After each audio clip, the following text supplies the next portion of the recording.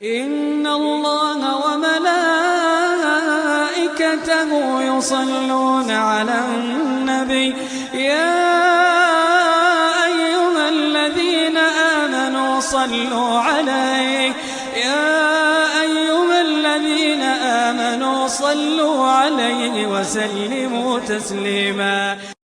Ingin kebaikan buat hambanya itu, Allah bikin orang itu suka menyampaikan agama, suka menyampaikan urusan agama. Allah mengatakan kuntum khaira ummatin ukhrijat linnas ta'muruna bil ma'ruf. Kalian ini umat terbaik, generasi terbaik yang dikeluarkan untuk umat manusia. Apa kerjaan kalian? Ta'muruna bil ma'ruf wa tanhauna 'anil munkar. Kalian beramar ma'ruf dan bernahi munkar.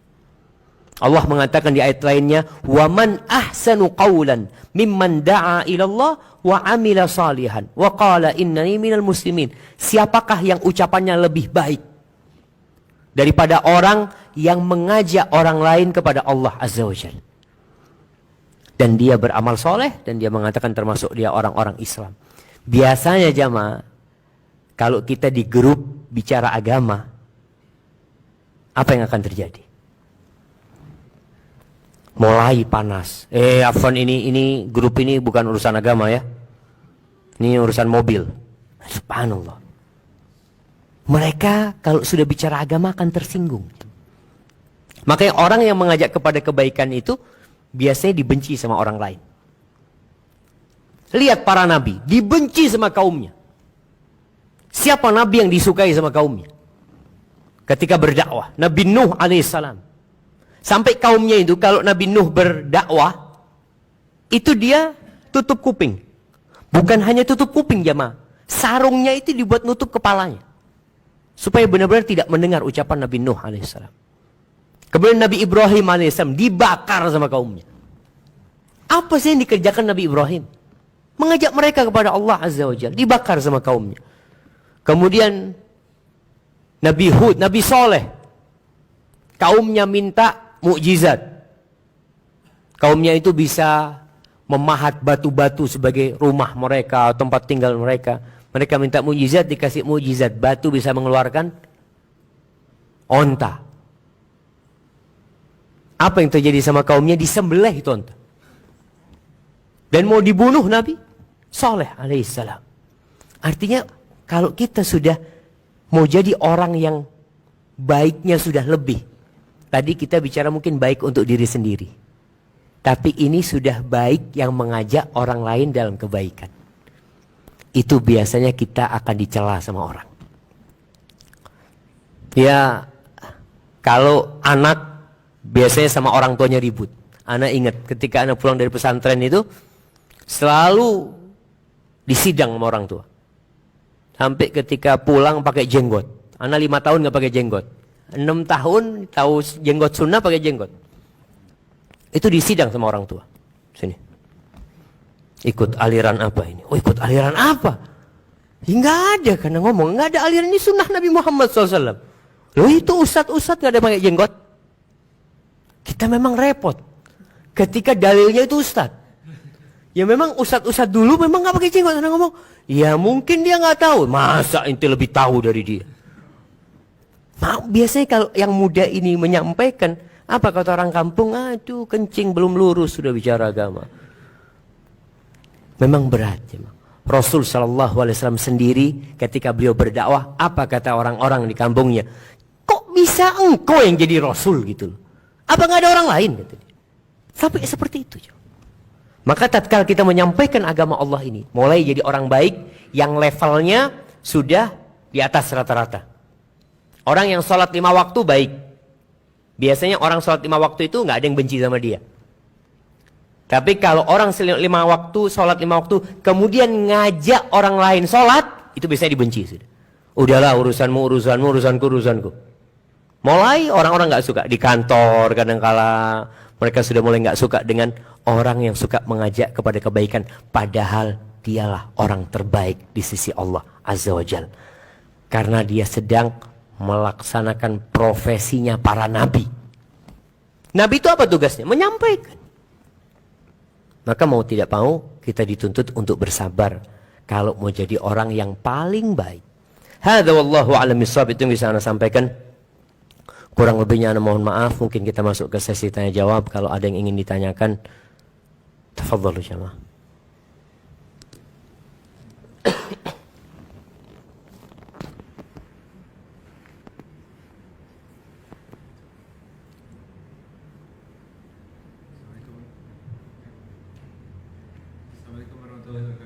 Waalaikumsalam warahmatullahi wabarakatuh.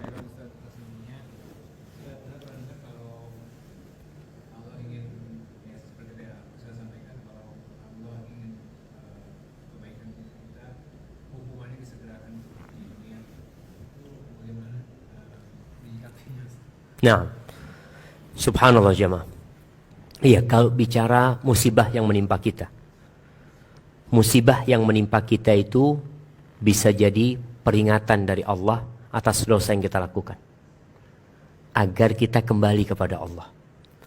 Yang kedua, bisa jadi azab buat orang tersebut. Ketika disegerakan azab di dunia, di akhirat dia tidak akan diazab. Tapi azab itu akan menjadi penghapus dosa kalau dia bersabar. Karena ada orang yang tidak bersabar. Bahkan dia merasa, aku ini sudah baik, tapi kenapa masih banyak musibah? Padahal dia lupa, kalau dia orang baik semakin banyak musibah yang akan nimpa dia. Seharusnya iya. Tadi sudah kita sampaikan bahwasanya, barang siapa yang Allah ingin kebaikan buat dia, Allah akan kasih bala dia. Bahkan orang yang paling berat balanya itu siapa? Para nabi. Para nabi balanya. Tapi untuk orang soleh, bala itu selain menghapuskan dosa adalah untuk mengangkat derajatnya tadi. Apa kata Nabi Muhammad SAW? Wa ma yazalul bala'u bil abdi. Ada bala itu yang nempel sama hamba. Ada orang yang dikasih penyakit itu sampai mati. Artinya penyakit itu tidak diangkat. Hatta yamshiya 'alal ardi wa laysa 'alaihi khati'ah. Sampai dia berjalan di muka bumi ini, dosanya itu habis. Jadi orang yang dikasih sakit, ya, ada orang yang mungkin kena stroke, ya, kemudian dia bertahun-tahun dia sabar menghadapi stroke-nya, itu semua penghapusan dosa buat dia. Sehingga nanti di akhirat, ketika pembagian pahala, itu orang-orang yang hidupnya sehat, yang hidupnya senantiasa selamat dari bala, ya, pada hari kiamat dia akan menyesal ketika melihat Allah berbagi pahala buat orang-orang yang kena bala. Kata Nabi SAW, yawadduna anna juludahum law anna juludahum quridat bil maqarid. Mereka berharap kalau kulit mereka itu digunting-gunting sama gunting besi supaya bisa dapat pahala mereka. Karena beda pahala orang bersyukur dengan pahala orang bersabar. Beda. Artinya orang kalau bersyukur kan memang seneng dia. Tapi orang bala ini menderita, dia sakit gitu. Maka di sini dibedakan pahala buat mereka. Sehingga kita yang kena bala, ya jangan berharap bala. Nggak boleh kita berharap bala. Nggak boleh. Karena bala itu akan datang. Nggak usah antum harap dia datang. Makanya kita disuruh minta supaya dijauhkan. Pernah suatu hari, Nabi Muhammad SAW membesuk seorang sahabat. Yang sakit parah. Kritis kondisinya dia. Tubuhnya udah habis dagingnya. Lalu Nabi SAW bertanya kepada dia, hal da'autallah bisyai', apakah engkau pernah meminta sesuatu kepada Allah Azza wa Jalla? Iya Nabi, kata dia. Aku berkata dalam doaku, Allahumma ma kunta mu'adzibi fil akhirah fa'ajjilhu li fid dunya. Ya Allah, azab yang hendak engkau berikan kepadaku di akhirat, tolong segerakan di dunia. Apa kata Nabi Muhammad SAW? Innaka la tastati'u dzalik. Nggak akan mungkin kau bisa menahan azab Allah Azza wa Jalla. Tak mungkin. Halla sa'altallah al-afiyah. Kenapa engkau tidak minta kesembuhan sama Allah? Halla qulta Allahumma atina fid dunya hasanah wa fil akhirati hasanah wa qina adzabannar. Kenapa engkau tidak meminta kepada Allah kebaikan di dunia, kebaikan di akhirat, dan diselamatkan dari api neraka? Seharusnya doa kita adalah meminta keselamatan.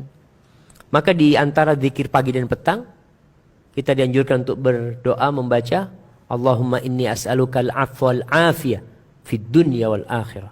Allahumma inni as'aluka al-'afiyata fid dunya fi dini wa dunyaya wa ahli wa mali. Minta keselamatan di agama kita, di tubuh kita, di keluarga kita. Minta. Tapi tatkala musibah datang, kita harus terima.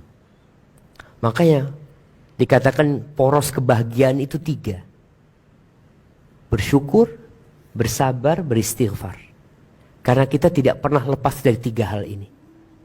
Dan di bulan Ramadan ini kita berada di 3 hal ini. Kita sekarang merasakan lapar. Kita harus bersabar, nahan sabar. Ngelihat makanan enak kita sabar. Nanti ketika berbuka kita merasakan nikmat. Kita dituntut bersyukur. Sehingga orang habis berbuka jangan banyak-banyak bukanya. Salah satu tanda syukur itu adalah sholat. Jadi sholat tarawihnya yang panjang gitu loh. Kita kan kadang-kala memang request sama imamnya. Ini ada orang-orang tua, tolong jangan panjang. Orang tua bisa duduk. Jadi betul jamaah. Jadi orang tua ini ketika sholat nggak mampu berdiri silahkan duduk. Dan kalau capek Ustadz, bukan nggak mampu tapi capek. Boleh sholat sunnah duduk, boleh. Tapi pahalanya setengah. Setengah yang berdiri. Jadi kalau orang sehat sholatnya duduk boleh. Tapi pahalanya setengah. Seperti itu. Jadi seperti itu kira-kira. Artinya kita tetap berdoa minta afiah. Allah segerakan adab itu buat kita dengan harapan kita itu kembali kepada Allah. Semakin banyak ketaatannya, dosanya dihapuskan. Hadza wallahu a'lam bissawab.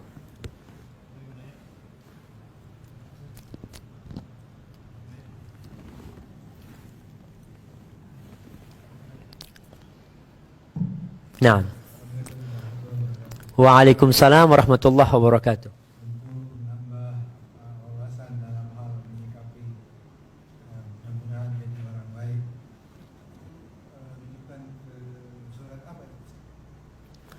Masya Allah. Yang pertama rujukannya itu ke surat Al-Asri. Surat Al-Asri. Nah, jadi Imam Syafi'i itu mengatakan kalau Allah kalau tidak menurunkan surat kecuali ini, itu sudah cukup. Kata Imam Syafi'i. Coba kita renungkan. Allah mengatakan wal asri. Demi masa atau demi waktu asar. Innal insana lafi khusrin. Semua manusia dalam kerugian. Illal ladzina amanu. Kecuali yang beriman. Apakah beriman cukup? Nggak cukup. Yang kedua, wa amilus solihat. Beramal soleh. Di sini tuntutannya kalau kita punya ilmu kita amalkan. Kemudian yang ketiga, wa tawasau bil haq. Ini dakwah tadi yang kita sampaikan. Jadi orang yang terbaik adalah yang mengajak orang lain kepada Allah SWT. Yang keempat, wa tawasau bis sabr. Harus sabar menghadapi semuanya. Jadi itu salah satu surat yang kata Imam Syafi'i, "Lau ma anzalallahu hujjatan ala khalqi illa hadhi surah." Kalau Allah tidak menurunkan hujjah kepada makhluknya kecuali surat ini, cukup kata dia. Cuma kan kadang-kala kita baca wal asri karena pendek aja enak. Padahal maknanya dalam sekali surat wal asri itu. Kemudian ada surat-surat lain ya. Kalau kita membaca juz amma. Juz amma itu rata-rata berbincang tentang hari akhir. Rata-rata berbincang tentang surga neraka, tentang kiamat, tentang semua akan hancur. Yang semua itu memotivasi kita untuk jadi orang baik. Karena yang membuat kita termotivasi untuk bekerja itu sejatinya gaji atau keuntungan. Sebagian pedagang itu tahu resikonya besar, tapi dia berdagang karena masih ada resiko atau keuntungan yang dia bayangkan. Di surat itu berbicara tadi tentang kerugian, keuntungan ya. Seperti di surat Al-Fajr juga. Wal Fajri. Itu yang berbicara tentang orang kafir mengukur kebaikan itu dengan dunia. Sedangkan orang beriman tidak gitu. Itu mungkin bisa menjadi rujukan untuk dikaji ya.